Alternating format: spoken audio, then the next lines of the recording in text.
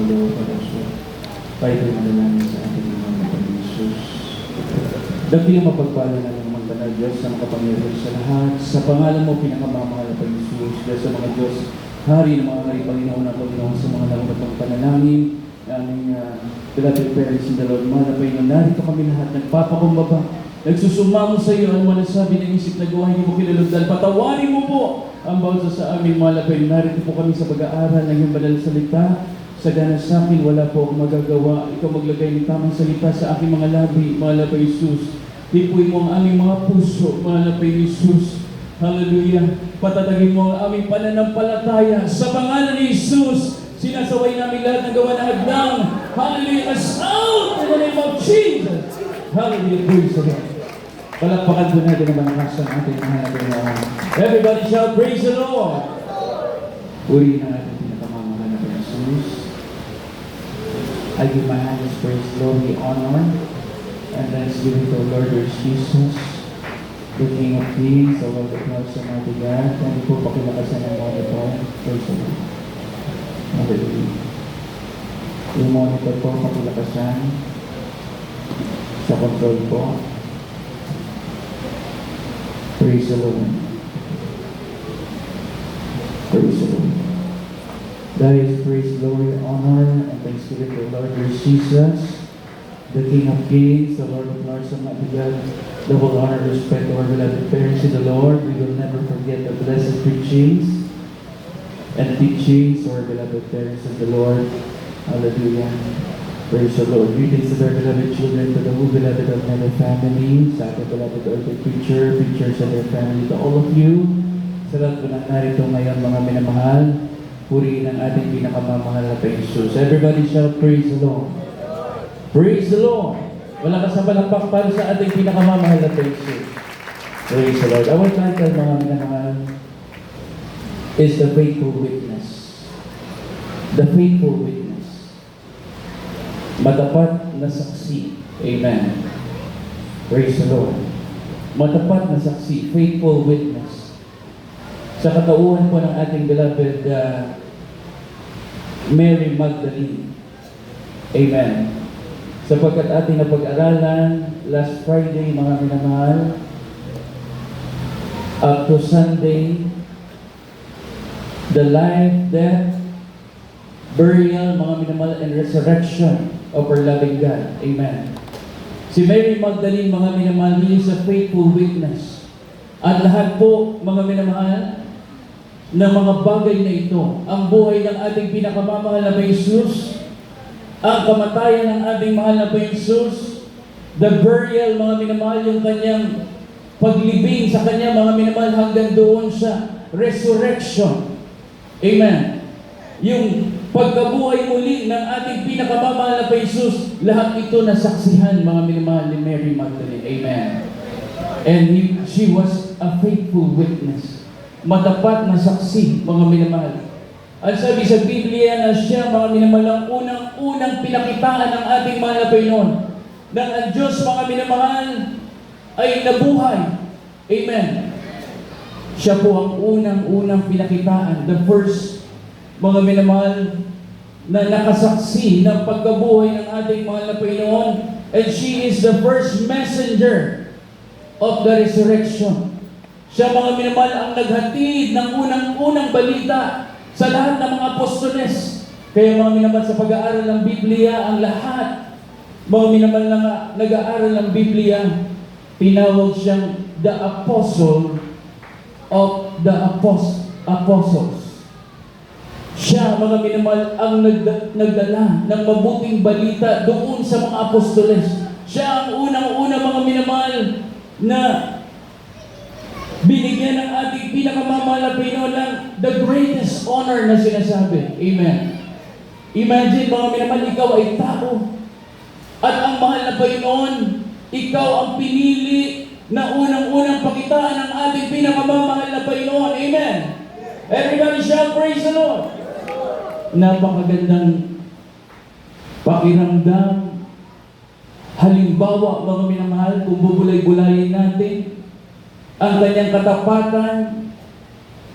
Nung nangangaral ang ating mahal na Panginoon, sinasabi niya na siya ay Diyos mga minamahal, na nakikita, mga minamahal, doon sa signs, wonders, and miracles, siya yung nanampalataya. Amen. Amen. Everybody shout praise the Lord. Kaya mga minamahal, sa kanyang buhay, bagamat she is a demon possessed of 7 demons, ang sabi sa Biblia, siya mga minamahal ay pinalaya ng ating pinakamamahal na Panginoon. Everybody shout praise the Lord. Kaya hindi po basahin natin Luke chapter 8, verse 2 to 3. Dito po sa aklat ng Lucas, Kapitulo 8, ang talata po 2 hanggang 3. Ito bang sinasabi? At ang isang babae na pinagaling sa mga samang espiritu at sa mga sakit, si Maria na tinawag na Magdalena, na sa kanya'y 7 demonyo ang nagsilabas, at si Juana na asawa ni Chusa, katiwala ni Herodes, at si Susana, at iba pang maraming pinaglingkod sa kanila ang kanilang tinatangkilik. Palakpakan natin ang ating mahal na Panginoon. Malakas sa palakpak para sa ating mahal na Panginoon. Everybody shout praise the Lord. Ang sabi dito mga minamahal, na ang ilang babae na pinagaling sa masasamang espiritu. Amen. Isa doon si Mary Magdalene, mga minamahal. She was demon possessed, mga minamahal. 7 demons ang pinaalis sa kanya ng ating pinakamamahal na Panginoon. Amen. Ang sabi dito mga minamahal, at si Juana na asawa ni Chusa, katiwala ni Herodes, at si Susana, at iba pang marami na ipinaglilingkod sa kanila ang kanilang tinatangkilik. Amen. Anong ibig sabihin nito mga minamahal? Ang sabi, ang sabi dito, ministered unto him of their substance. Sila yung unang mga ginamit ng ating pinakamamahal na Jesus na magkaloob, mga minamahal. Magsilbi, mga minamahal, sa ating pinakamamahal na Jesus. Sa mga apostoles, sila yung nagluluto, mga minamahal, bilang pasasalamat nila sa ating mahal na Panginoon sapagkat sila'y pinagaling ng mahal na Panginoon. Amen. Amen. Ganito dapat ang ating gawin, mga minamahal. Amen. Sabi dito na na-experience niya yung kapangyarihan ng ating mahal na Panginoon. Amen. Yung restoration, mga minamahal, yung transformation ng kanyang buhay.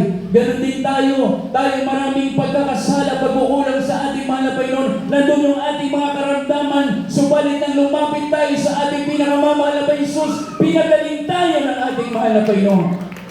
Hindi tao at tumawag sa atin. Amen. Tanging ang ating pinakamamahal na Jesus. Kaya mga minamahal, we must have yung full gratitude. Yung deep gratitude, mga minamahal, to serve. Hindi lang sa banal na gawain, kundi yung ibang tao, to serve others, mga minamahal. Amen. Kagaya yung naganap na foot washing. Amen. Ang sabi doon, service. Paglilingkod natin sa ating kapwa. Deep gratitude, mga minamahal. Ipakita natin sa ating mahal na Panginoon ang ating pasasalamat. Amen. Everybody shout praise the Lord. Kaya mga minamahal, ang sabi dito sa Mark chapter 16 verse 17-18, and these signs shall follow them that believe in my name. They shall cast out devils, and they shall speak with new tongues. They shall take up serpents, and if they drink any deadly thing, it shall not hurt them. They shall lay hands on the sick, and they shall recover. Kindly po. Mark chapter 16 verse 17 to 18. Dito po sa aklat ng Marcos, kabanatang 16, talata 17 at 18. At lalakip ang mga tandang ito sa magsisampalataya. Magpapalabas sila ng mga demonyo sa aking pangalan. Magsasalita sila ng mga bagong wika. Sila'y magsisihawak ng mga ahas, at kung magsisinom sila ng bagay na mamamatay, sa anumang paraan ay hindi makasasama sa kanila. Ipapatong nila ang kanilang mga kamay sa mga may sakit, at sila'y magsisigaling. Amen. Palakpakan natin ang ating mahal na Jesus. Hallelujah! Ipapatong natin ang ating mga kamay sa may sakit at sila'y gagaling. Amen. Ito'y nangyayari sa ating mga minamahal. Amen. Wala tayong hesitation sapagkat ang banal na gawain ng Jesus Miracle Crusade, mga minamahal, Sa pangangaral ng ating beloved parents in the Lord, ito ay usual na nangyayari sa bahay-sambahan ng mahal na Panginoon. Amen. Sa buhay ng isang Kristiyano, na pag nilehans mo ang may karamdaman, ang may masamang espiritu, lalayas mga minamahal, lagi tayong pinagtatagumpay ng ating mahal na Panginoon. Amen. Kaya ng ating mahal na kapatid, na isang demon-possessed na brother, mga minamahal, doon sa Amoranto Stadium, siya'y tumatakbo, lumulutang. Paghawakan siya ng maraming tao, mga minamahal, hindi kaya. Subalit nang lumabas ang ating dearly beloved parents in the Lord, our beloved noble pastor, sa kanyang pag-ayuno, pagsunod sa ating pinakamamahal na Panginoon, noong kanyang ilehan sa pangalan ni Jesus, ang demonyo, mga minamahal, ay tumakas. Amen! Everybody shout, praise the Lord! Lumalayas ang masamang espiritu, mga minamahal, sapagkat nasa iyo ang espiritu ng ating pinakamamahal na Panginoon. Kaya hindi ka matatakot, mga minamahal. Ano mga karamdaman, problema, kaharap mo man ay demon-possessed, hindi ka matatakot. Amen! Sapagkat takot ang diablo sa atin. Amen. Habang tayo nagpupuri sa mga Panginoon, habang ating binabanggit ang pangalan ng ating pinakamamahal na Jesus, ito'y makapangyarihan sa lahat. Amen. Ang mga diablo ay lumalayas. Ang sabi nga ng ating mahal na pastor, pag nagpupuri na ang mga Kristiyano, sumisigaw na ng hallelujah, praise the Lord, nagbabambling na, mga minamahal, umiiyak na, mga minamahal, sa presensya ng ating mahal na Panginoon. Ang masamang espiritu ay nandoon sa kailaliman, mga minamahal, ng impyerno. Amen. Hindi sila makalapit. Amen. Subalit pag ikaw'y tahimik, amen, hindi ka nagka-cast out, hindi ka sumisigaw, mga minamahal, laging nandyan, hihipan ka ng kaaway. Habang preaching, patutulugin ka sa iyong upuan. Amen. Amen. O kaya may gagamitin ng kaaway para i-distract ka. At ikaw naman ay madidistract. Amen. Amen. Hindi mo na maririnig yung mensahe ng ating mahal na Panginoon. Everybody shout, praise the Lord. Malakas sa palakpak para sa ating mahal na Panginoon. Kaya ano sabi ng Biblia, mga minamahal? Dahil sa kagalingan, amen, pagbabago ng buhay ni Mary Magdalene, mga minamahal, na kanyang nakamtan, siya'y natutong maging tapat na saksi. Amen. Hindi niya maalis sa kanyang puso't isip na mabuti ang Diyos. Umibig siya sa ating pinakamamahal na Panginoon. Amen. Kaya doon sa ating mga napag-aralan ng mahal na Panginoon ay nabuhay muli. Siya ang unang pinakita ng ating mahal na Panginoon. Amen. Nung alam niya na ang mahal na Panginoon Jesus ay namatay na sa krus ng Kalbaryo at siya'y nandoon na sa libingan, nandoon na siya sa tomb, mga minamahal. Anong gesture yung pinakita niya? Grabe, mga minamahal, sapagkat nung nalibing na ang ating mahal na Panginoon Jesus, nandoon na sa libingan, ang kanyang puso't isip ay nandoon pa rin sa ating mahal na Panginoon Jesus. Amen. Nandoon pa rin, hindi nawawaglit sa kanyang isip na makapangyarihan ng ating mahal na Jesus. Ang sabi ng ating mahal na Panginoon na igiba ang templo na ito at ikatlong araw ay itatayo niya. He is pertaining doon sa kanyang katawan. At ito'y magaganap. Alam nila na magaganap, mga minamahal. Kaya basahin natin, mga minamahal, Mark chapter 16, verse 1 to 4.